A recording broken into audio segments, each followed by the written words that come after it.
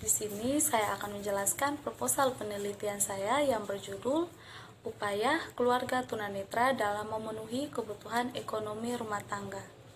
Studi kasus pada keluarga tunanetra yang berada di luar Panti Sosial Hidayah, Kelurahan Uepura, Kecamatan Maulava, Kota Kupang. Kehidupan manusia di dunia ini dijalankan dalam lingkup masyarakat. Masyarakat terdiri dari beberapa keluarga yang hidupnya saling berdampingan satu dengan yang lain. Seperti yang kita ketahui bersama bahwa manusia merupakan makhluk sosial di mana mereka tidak akan bisa hidup tanpa adanya bantuan dari orang lain. Hal inilah yang disebut dengan interaksi sosial dalam kehidupan. Dalam menjalani kehidupan juga, kita pasti dituntut untuk memenuhi kebutuhan hidup kita. Untuk memenuhi kebutuhan hidup kita selalu dihadapkan dengan berbagai macam masalah. Hal inilah yang dinamakan kebutuhan yang tidak pernah terbatas. Jika kebutuhan kita tidak dipenuhi, tentu akan menjadi sebuah permasalahan yang terjadi dalam kehidupan setiap hari kita.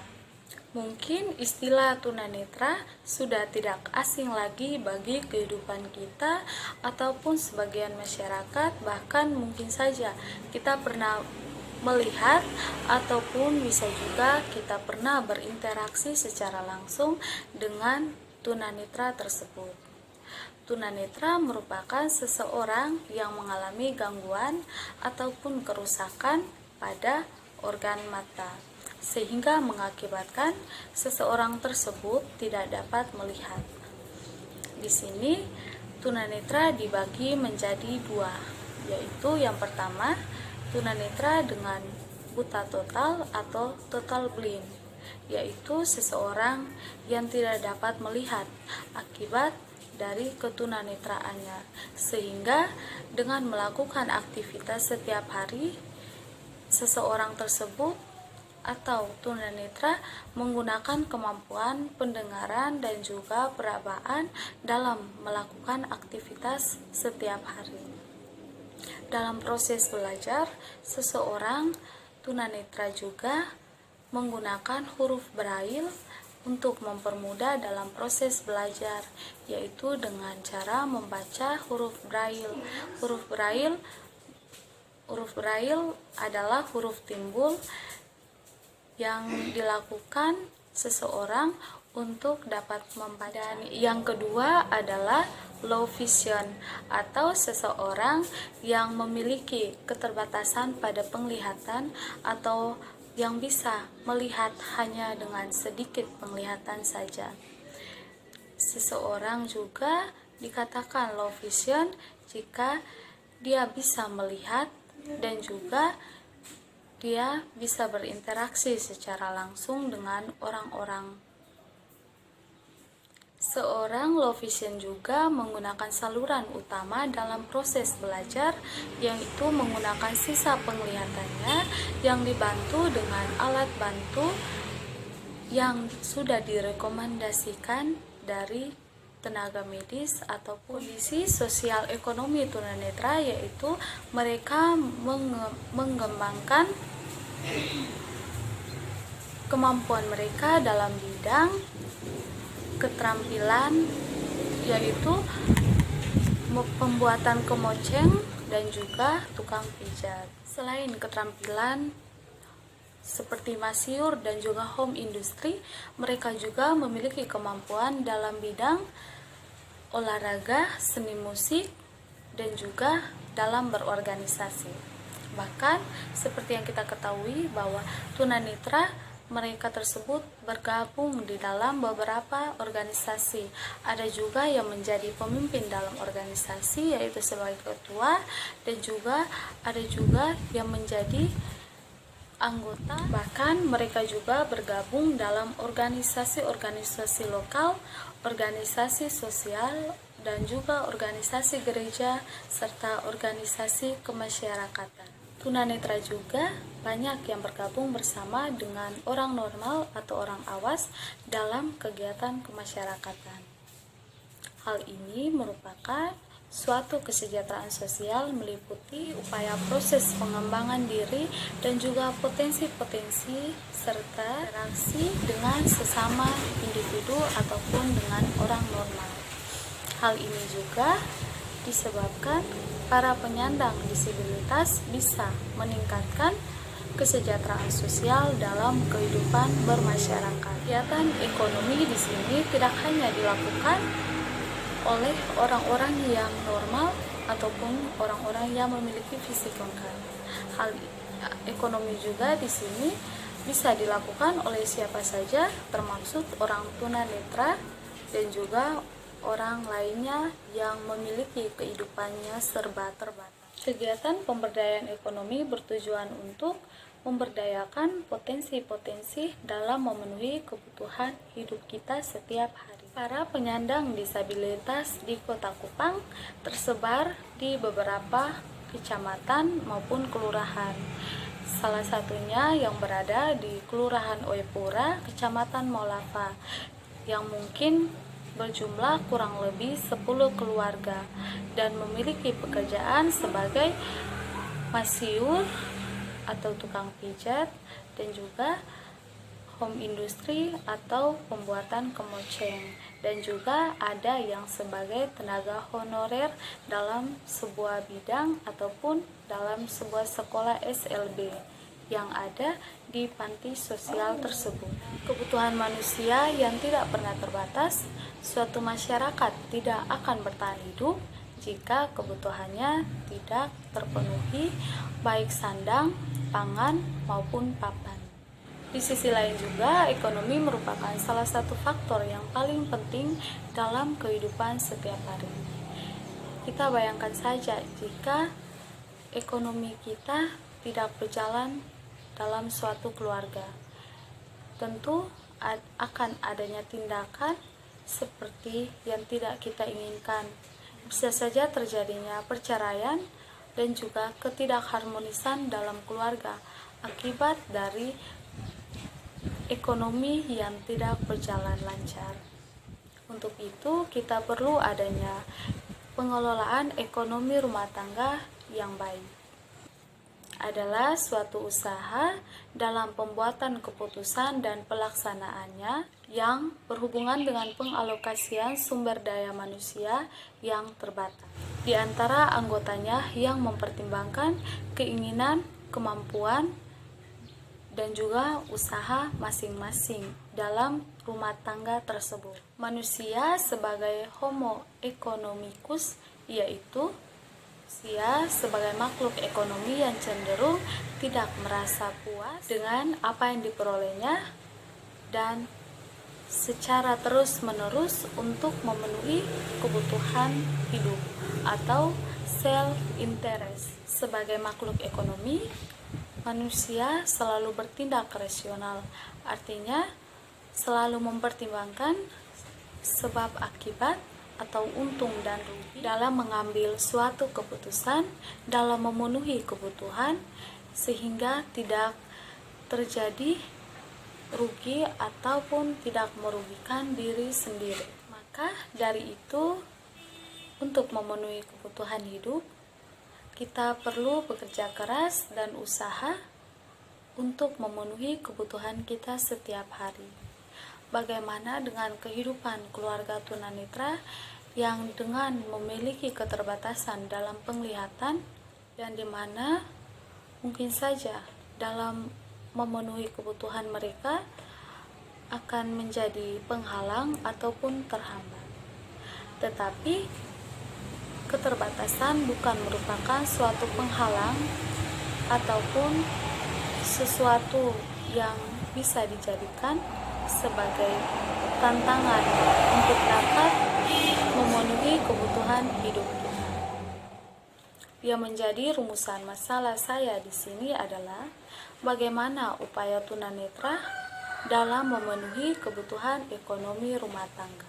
Ekonomi rumah tangga adalah sebuah tindakan untuk merencanakan, melaksanakan, memonitor, dan juga mengevaluasi dan mengatur keuangan sesuai dengan uraian-uraian di atas serta mengacu pada permasalahan, maka kajian teori perlu digunakan dalam penelitian ini.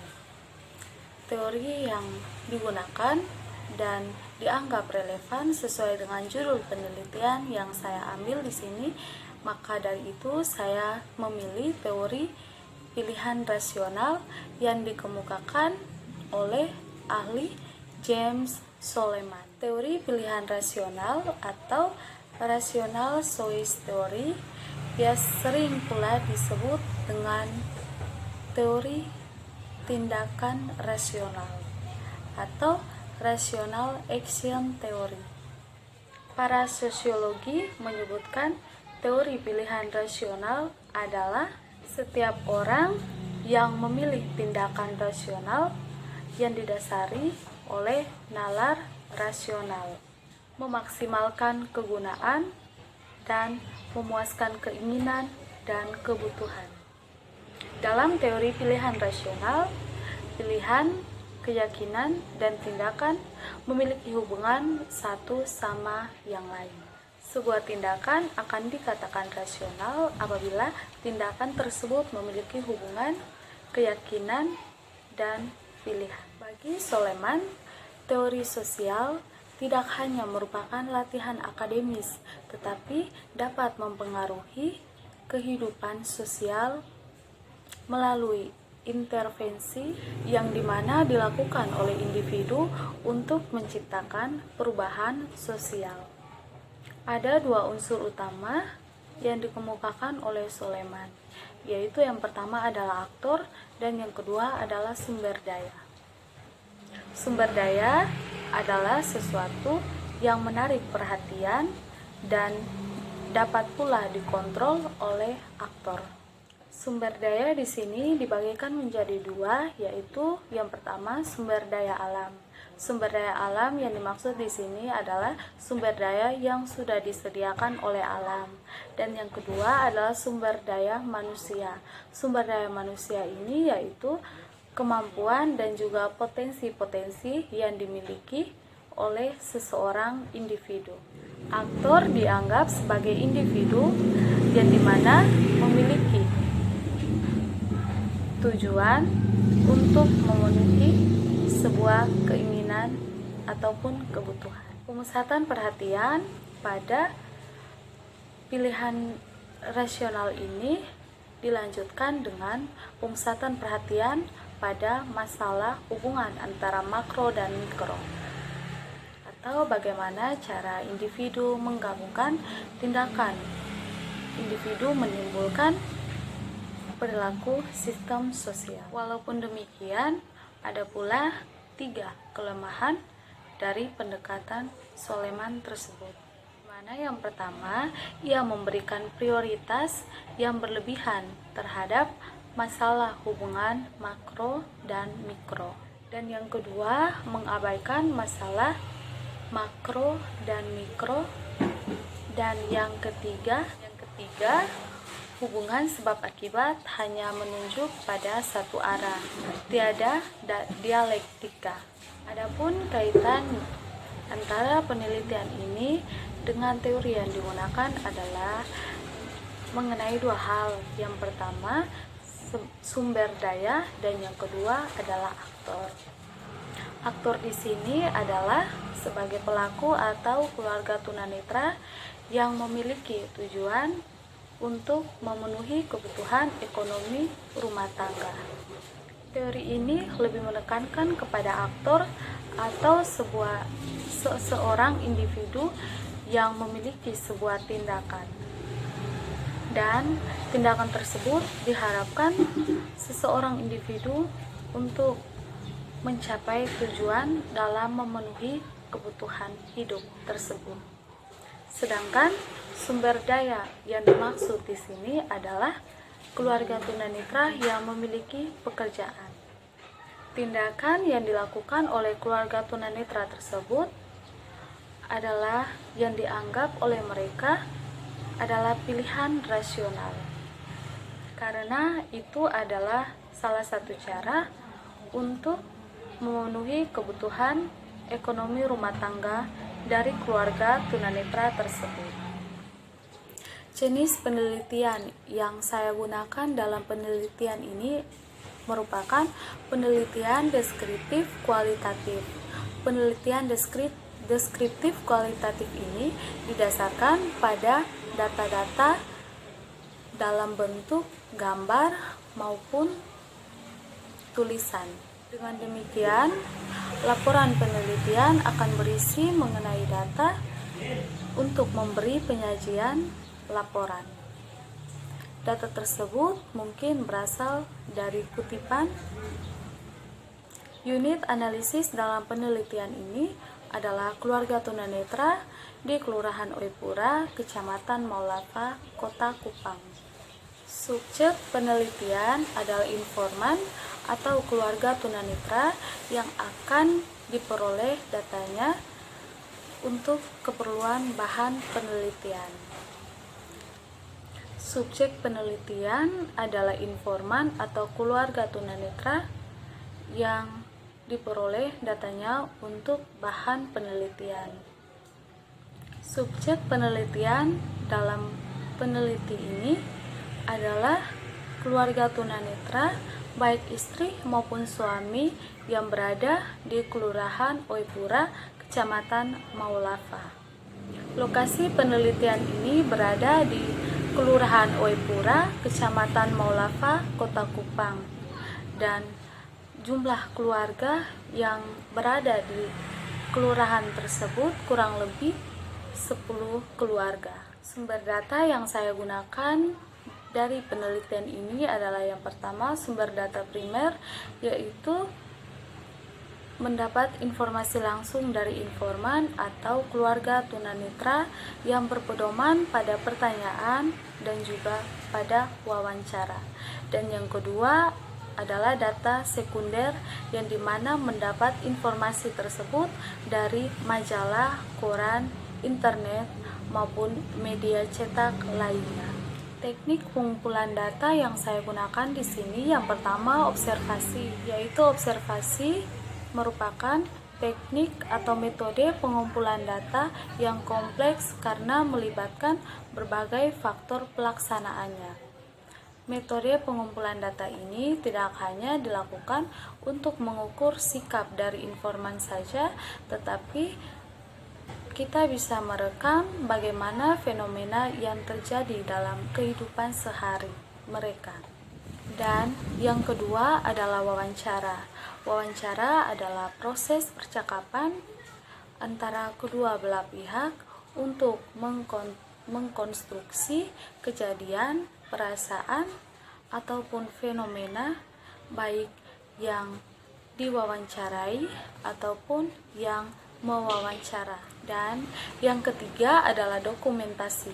Dokumentasi dalam hal ini berupa foto-foto dan juga rekaman yang dilakukan peneliti pada saat penelitian berlangsung untuk mendapatkan hal-hal apa yang menjadi dari kajian penelitian tersebut.